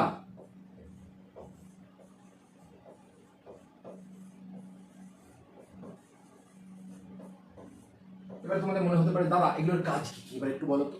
অগ্রপ্রকোষ্ঠ কি করে? অগ্রপ্রকোষ্ঠ গ্যাস তৈরি করে, রেড গ্রন্থি গ্যাস তৈরি করে। এবার এই রেড গ্রন্থিতে গ্যাস তৈরি হওয়ার পরে যখন গ্যাস উৎপন্ন হলো, তার মানে কি হলো? পটকার এই সামনের দিকের অগ্রপ্রকোষ্ঠটা ফুলে উঠলো, ফুলে উঠে এই যে গ্রন্থিটা, এটা রেড গ্রন্থি, এই গ্যাস তৈরি করে মাছের দেহটাকে, যে আপেক্ষিক গুরুত্ব বা মাছের দেহের যে ওজন, সেটাকে হালকা করে দিল। হালকা করে দেওয়ার ফলে কি হলো? মাছটা ধীরে ধীরে ধীরে ধীরে জলের উপরে ভেসে উঠে। এবারে যখন মনে হচ্ছে মাছটার যে না, আর জলের উপরে ভেসে থাকা যাবে না, এইবারে একটু জলের ভেতরে ডুব দিই, অনেকক্ষণ জলের উপরে ভেসেছিল, তখন কি করছে? তখন এই মাঝখানের যে ভালভটা আছে, এই ভালভটাকে এরা খুলে দেয়। এবার খুলে দেওয়ার ফলে কি হচ্ছে? তখন পুরো গ্যাসটা অগ্র প্রকোষ্ঠ থেকে পশ্চাৎ প্রকোষ্ঠে চলে যাচ্ছে। এবার পশ্চাৎ প্রকোষ্ঠে কি আছে? পশ্চাৎ প্রকোষ্ঠে এইরকম শিরা উপশিরা রয়েছে। এবার এই শিরা উপশিরা গুলো কি করে? এই শিরা উপশিরা গুলো যে গ্যাসটা তৈরি হয়েছিল, সেই গ্যাসটাকে শোষণ করে নেয়। শোষণ করে নেওয়ার ফলে কি হচ্ছে? পশ্চাৎ প্রকোষ্ঠের ভেতরেও আর গ্যাসটা নেই এবং অগ্র প্রকোষ্ঠের ভেতরেও আর কোনো গ্যাস নেই। তখন কি হবে? মাছ তার আগের যে আপেক্ষিক গুরুত্ব বা যে ওজন, সেই ওজনে ফিরে চলে আসবে। এবার ফিরে চলে আসার ফলে কি হচ্ছে? মাছ আবার ভারী হয়ে গেছে, ভারী হয়ে যাওয়ার ফলে আবার টুক টুক টুক করে নিচের দিকে ডুবে যায়। এবার এই যে ভাষা এবং ডোবা কার উপরে নির্ভর করছে? পটকার উপরে নির্ভর করছে। কিভাবে? অগ্র প্রকোষ্ঠে রেড গ্রন্থি গ্যাস উৎপন্ন করছে, গ্যাস উৎপন্ন করার ফলে পটকাটা ফুলে উঠছে, মাছের দেহ হালকা হচ্ছে, মাছ ভেসে উঠছে। মাছের দেহ যখন ডোবার ইচ্ছা মনে হচ্ছে, তখন তারা যে ভালভ বা পর্দাটা আছে সেটাকে খুলে দিচ্ছে। খুলে দেওয়ার ফলে অগ্র প্রকোষ্ঠ থেকে যে গ্যাসটা, সেটা চলে যাচ্ছে পশ্চাৎ প্রকোষ্ঠে। এবার গ্যাসের যে বিনিময় হলো, তারপরে কি হচ্ছে? পশ্চাৎ প্রকোষ্ঠে এত তো আমরা শিরা উপশিরা দেখতে পাচ্ছি। এবার এই শিরা উপশিরা গুলো কি করছে? গ্যাসটাকে সম্পূর্ণ শোষণ করে নিচ্ছে, এবং সম্পূর্ণ শোষণ করে নেওয়ার ফলে পটকাটা চুপসে গেল। এবার চুপসে যাওয়ার ফলে কি হচ্ছে? মাছ তার আগের যে ওজন বা আপেক্ষিক গুরুত্ব, সেই গুরুত্বটা আবার বৃদ্ধি পাচ্ছে। এবার বৃদ্ধি পাওয়ার ফলে কি হচ্ছে? মাছ আবার টুক টুক টুক করে জলের তলায় ডুবে যাচ্ছে। এই হলো রুই মাছের ক্ষেত্রে পটকার ভূমিকা, বা রুই মাছের অভিযোজনে পটকার ভূমিকা। এবং এটা কিন্তু আসবেই আসবে। এই ছবিটাকে এঁকে, এই পয়েন্টিং করে এই লেখাটা যদি লিখে দাও, আর কিচ্ছু লাগবে না, আর কিচ্ছু লাগবে না। যতটুকু বলছি ততটুকু শুধু চোখ কান বন্ধ করে ভালো করে বিশ্বাস করে এগিয়ে যাও, এরপরে আর একটা জিনিস তোমাদের কিচ্ছু লাগবে না, এটা আমি দাবি করে তোমাদেরকে বলতে পারি, এতটা কনফিডেন্ট আমি। তারপরে আমরা চলে আসি পায়রার দেহের মধ্যে বায়ুথলির গুরুত্ব কি। পায়রার তো বাবা এই ফুসফুস তো ছিল, অন্য কালি দিয়ে দেখেন তাহলে ভালো বুঝতে পারবে। পায়রার এই ফুসফুসটা ছিল, এটা হলো পায়রার ফুসফুস।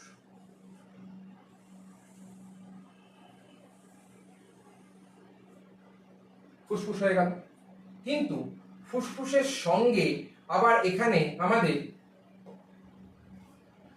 এখানে একটা বায়ুথলি, এখানে একটা বায়ুথলি, এখানে একটা বায়ুথলি, এখানে একটা বায়ুথলি, এখানে একটা বায়ুথলি, এখানে একটা বায়ুথলি, এইখানে একটা বায়ুথলি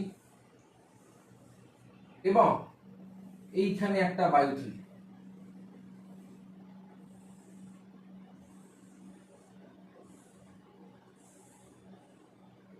থাকার কি দরকার ছিল? এই বায়ুথলিগুলো কি করলো? এটা একটা, এটা একটা,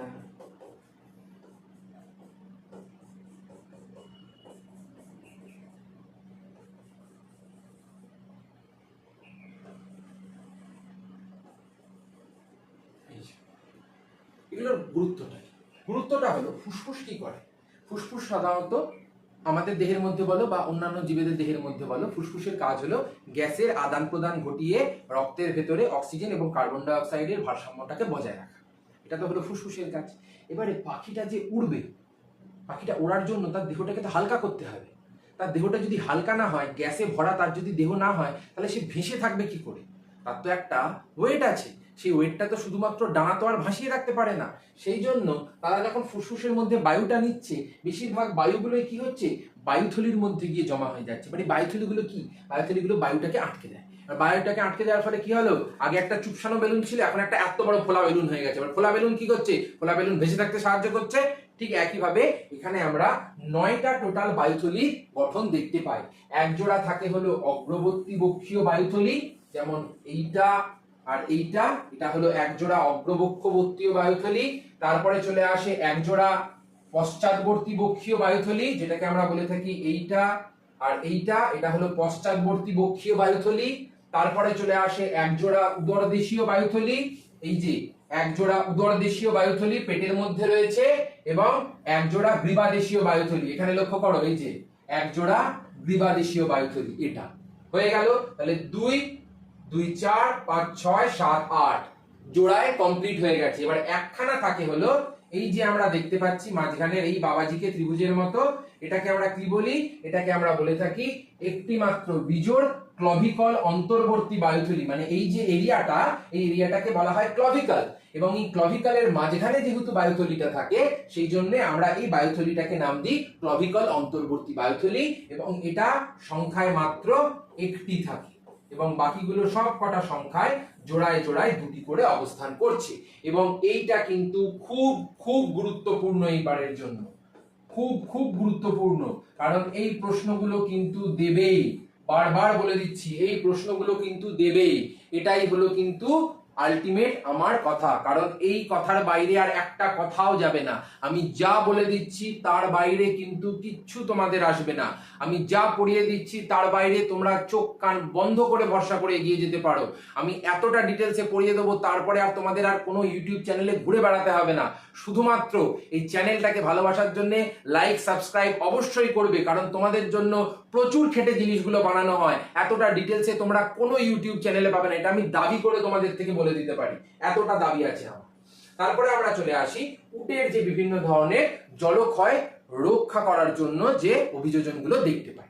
তো প্রথম অভিযোজন কি আছে? প্রথম অভিযোজন হলো এদের যে দেহত্বকটা, সেই দেহত্বকটা কিন্তু খুবই পুরু, এবং এদের দেহের মাধ্যমে কোনো ধরনের জল বাইরে বেরোতে পারবে না।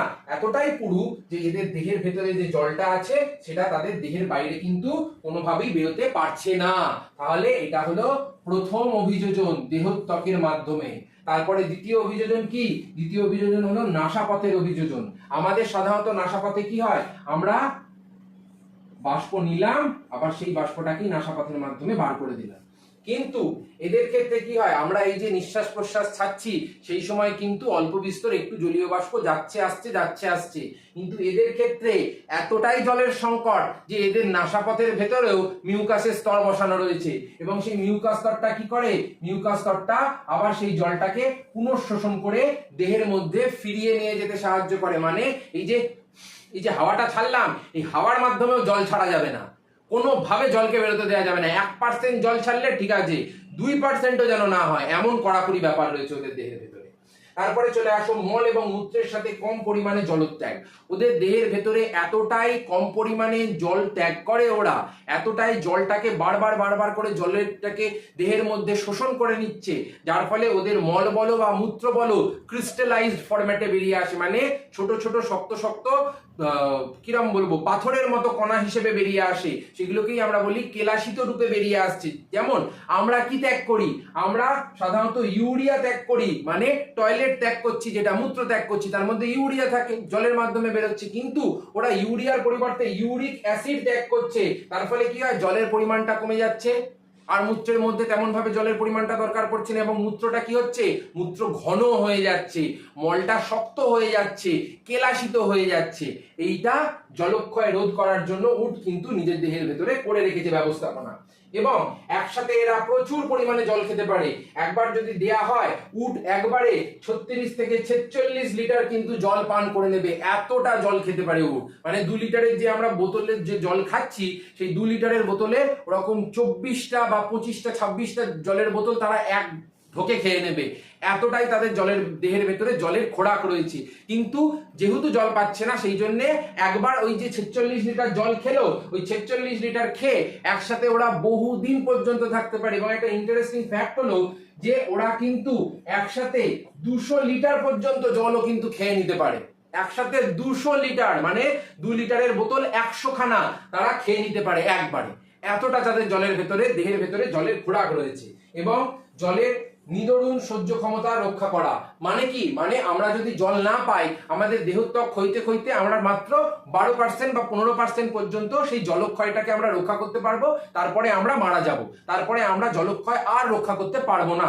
কিন্তু উট নিজের দেহের ভেতরে 25% পর্যন্ত ক্ষয় সহ্য করতে পারে, এবং আমাদের তুলনায় 13% বেশি, আমাদের মাত্র 12% হলেই আমরা ক্ষয় হয়ে মৃত্যু হয়ে যাব, কিন্তু উটের দেহের ভেতরে কি হয়, 25% হলেও তারা সহ্য করে বেঁচে থাকতে পারবে। এতটা টাফ কন্ডিশনে তারা বেঁচে থাকে, এবং এতটা মডিফিকেশন তাদের মধ্যে আমরা করে দিয়েছি, যে আমরা করিনি, পরিবেশ করে দিয়েছে, যার ফলে কি হচ্ছে, যার ফলে উট কিন্তু মরুভূমির জাহাজ বলা হচ্ছে, কারণ উট ওই অঞ্চলে ওই প্রাণী সবলভাবে বেঁচে রয়েছে, বহাল তবিয়তে বেঁচে রয়েছে, কোনো সমস্যা নেই উঠে।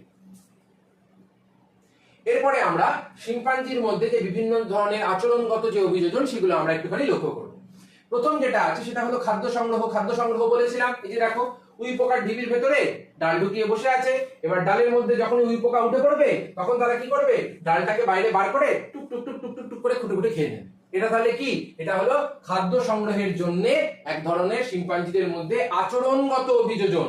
তারপরে চলে আসো কাঠের টুকরো এবং পাথরের ব্যবহার। এই যে আমরা বিভিন্ন ধরনের কাঠের টুকরো এবং পাথরের ব্যবহার করে আমরা ছোটবেলায় পড়েছিলাম না, বিভিন্ন অস্ত্র শস্ত্র, তারপরে পাথরে ঢুকে আগুন, এই সব বিভিন্ন ধরনের জিনিসপত্র বানিয়েছিলাম, সেগুলো তো ধীরে ধীরে শিম্পাঞ্জি বা বানরেরাই তো বানিয়েছিল, এবং সেখান থেকেই তো ধীরে ধীরে মানুষের উদ্ভব হয়েছিল।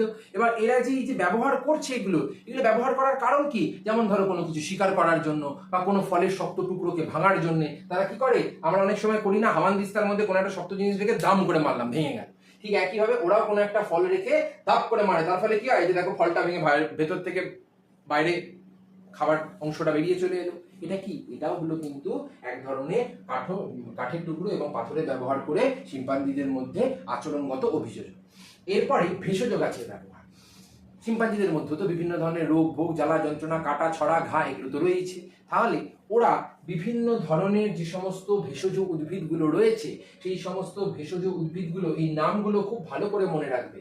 এই ভেষজ উদ্ভিদগুলোর ব্যবহার করে তারা কিন্তু নিজেদের যে রোগ ভোগ জ্বালা যন্ত্রণা হচ্ছে, সেই রোগ ভোগ জ্বালা যন্ত্রণাগুলোকে নিজেদের কিন্তু রক্ষা করতে পারে এবং নিজেরা সবলভাবে বেঁচে থাকতে পারে। নাহলে কিন্তু এরা বেঁচে থাকতে পারতো না, এরা অকালে মারা যেত বিভিন্ন ধরনের রোগ ভোগে আক্রান্ত হয়ে গিয়ে। যাতে এরা বিভিন্ন ধরনের রোগ ভোগের দ্বারা বেঁচে থাকে, সেই জন্য তারা ভেষজ গাছের ব্যবহার করে এবং ব্যবহার করে তারা রোগ ভোগ থেকে বেঁচে থাকছে।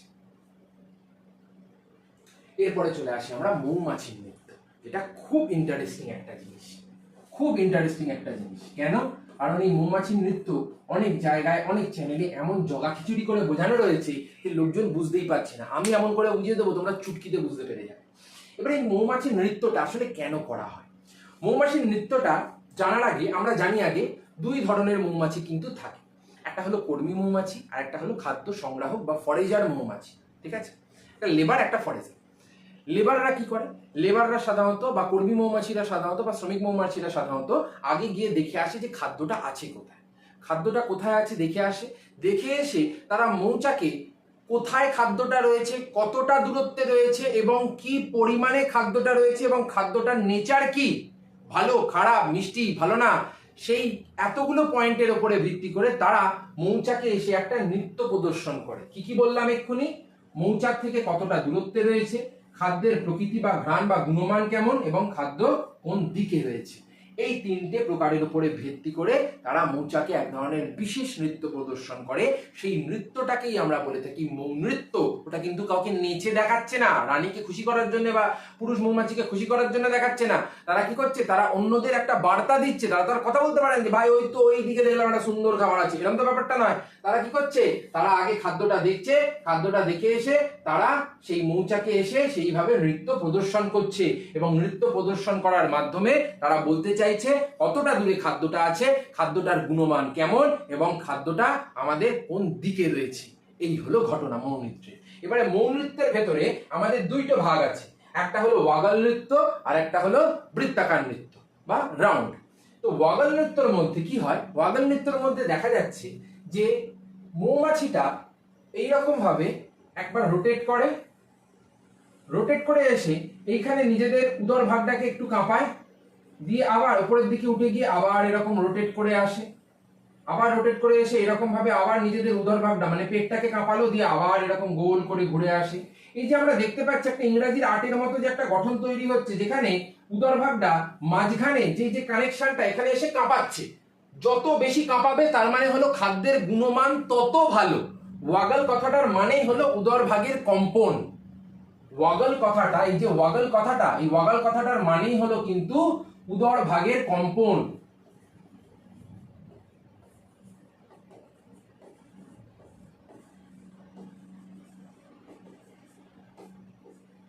সেই জন্যই ওয়াগল নৃত্য বলা হয়। এবং এই নৃত্যটাকে দেখতে কেমন? এই নৃত্যটাকে দেখতে সাধারণত ইংরেজি 8 মতো। কখন প্রদর্শন করা হয়? যখন খাদ্যটা 100 মিটারের থেকে বেশি দূরত্বে রয়েছে তখন তারা মৌচাকে এসে এই ওয়াগল নৃত্য প্রদর্শন করে, যেখানে ইংরাজি 8 মতো একটা স্ট্রাকচার তারা তৈরি করে থাকে। এই হলো ওয়াগল নৃত্য। এরপরে আমরা চলে আসি বৃত্তাকার নৃত্য। বৃত্তাকার নৃত্যের ক্ষেত্রে কি হচ্ছে? যখন খাদ্যটা 100 মিটারের থেকে কম দূরত্বে রয়েছে তখন মৌমাছিরা এরকম একটা রাউন্ড ডান্স করে দেখায়, এরকম ভাবে ঘুরে যায়, এরকম ভাবে যায়, এরকম ভাবে যায়, দিয়ে আবার এরকম ভাবে আসে, দিয়ে আবার যায়, এরকম ভাবে যায়, দিয়ে এরকম ভাবে যায়, দিয়ে আবার এরকম ভাবে ঘুরে এরকম ভাবে চলে আসে। তাহলে এই যে একটা গোল গোল গোল গোল ঘুরছে, এটাকে কি বলা হয়? এটাকে বলা হচ্ছে বৃত্তাকার বা চক্রাকার নৃত্য। কেন? কারণ খাদ্যটা 100 মিটারের থেকে একটুখানি কম দূরত্বে রয়েছে এবং খাদ্যের যে গুণমান সেই গুণমানটা কিন্তু একটু কম এবং একটা নির্দিষ্ট মাত্রায় রয়েছে। সেই জন্য এটাকে আমরা বলে থাকি রাউন্ড ড্যান্স বা চক্রাকার নৃত্য বা বৃত্তাকার নৃত্য, যেখানে স্কাউট মৌমাছি যারা খাদ্য সংগ্রহ করবে তারা কর্মী মৌমাছির পিছন পিছন ধরে সেই নৃত্যটাকে প্রদর্শন করতে করতে তারা কোথায় চলে যাচ্ছে?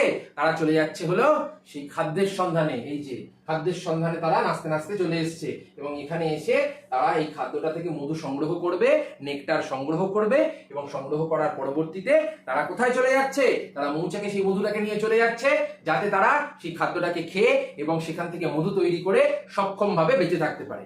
এই হলো তোমাদের অভিযোজনের মধ্যে যে কটা অভিযোজন ছিল ইন ডেপথ ইন ডিটেল আমি বলে দিয়েছি। এরপরে আর কিচ্ছু তোমাদের পড়তে হবে না। এই সামান্য এইটুকু ভিডিওটা যদি উইদাউট এনি স্কিপ প্রথম থেকে পুরোটা দেখো, তোমাদের আমি বলে দিচ্ছি ইউটিউবে আর কোনো ভিডিও কোনোদিন দেখতে হবে না, এতটা দাবি করে আমি বলে দেবো কোনো ভিডিও দেখতে হবে না। ঠিক আছে? সেই জন্য ভয় নয়, বাজিমাত করার জন্য কিন্তু এবারে সবাই আমরা মাধ্যমিক 2027 পুরো প্রস্তুত হয়ে যাব। এবারে একটা কোশ্চেনও আমরা কিন্তু ছাড়া যাবে না এবং একটা কোশ্চেনও বাদ দেওয়া যাবে না। আমরা যেভাবে ডিটেলসে পড়ছি এইভাবে ডিটেলসে ইউটিউবে কেউ পড়ায় না, কেউ এত ফ্রিতে এত কন্টেন্ট দেয় না, আমি যেভাবে পড়িয়ে দেবো। এবং যারা যারা হোয়াটসঅ্যাপ চ্যানেলে এখনো যুক্ত হওনি তারা হোয়াটসঅ্যাপে অবশ্যই যুক্ত হয়ে যাবে, কারণ সেখানে কিন্তু আমরা ডেইলি বিভিন্ন ধরনের টিপিক্যাল সহজ কঠিন বিভিন্ন ধরনের যে প্রশ্ন আছে সেগুলোকে প্র্যাকটিস করছি, যাতে তোমাদের কোশ্চেনের সঙ্গে পরিচিতিটা বাড়ে, যাতে তোমরা পরীক্ষার আগে বিভিন্ন ধরনের যে প্রশ্ন সেই প্রশ্নগুলোকে তোমরা যাতে জানতে পারো। এতটা ভালো করে কোনো চ্যানেলে তোমাদের কেয়ার করে পড়াবে, কোথাও পড়াবে না, এটা আমি দাবি করে বলতে পারি, কারণ আমিও এক সময় কিন্তু বিভিন্ন ধরনের চ্যানেল ঘেটেছিলাম কিন্তু আমরা কোনো কাজের জিনিস সেই সময় পাইনি। অবশ্য আমরা যে সময় মাধ্যমিক দিয়েছি সেই সময় ইউটিউবে এই ধরনের কোনো ভিডিও থেকে পড়ার প্রচলনও ছিল না। এখন যেটা অনেক পপুলার হয়েছে এবং ছাত্রছাত্রীরা আসছে এবং সঠিক একটা দিশা পাচ্ছে, যাতে সেই জিনিসটা তারা পড়ে উদ্ধার করতে পারে, পড়ে জিনিসটা ভালো করে বুঝতে পারে। কারণ অনেকে জিনিসটাকে ভালো করে বোঝার চেষ্টা করে না, ভালো করে জানার চেষ্টা করে না। লাইফ সায়েন্স অত্যন্ত সহজ একটা জিনিস, যেটা চুটকিতে পড়া হয়ে যাবে, কোনো মুখস্থ করার ব্যাপার নেই, শুধু আমাদের বুঝতে হবে আর কিচ্ছু না, এতটা সহজ। কিন্তু লোকে ভাবছে কি, লোকে ভাবছে ও বাবা মুখস্থ করতে হবে দুলে দুলে। তা নয়, মুখস্থ করবো না আমরা, এমন ভাবে পড়িয়ে দেবো আমি লাইফ সায়েন্সে তোমরা পুরো ভালোবাসায় পড়ে যাবে, প্রেমে পড়ে যাবে, এত সুন্দর করে পড়িয়ে দেবো। 7 বছর ধরে এত 100 এমনি কিন্তু আমি তুলিয়ে দিতে পারিনি।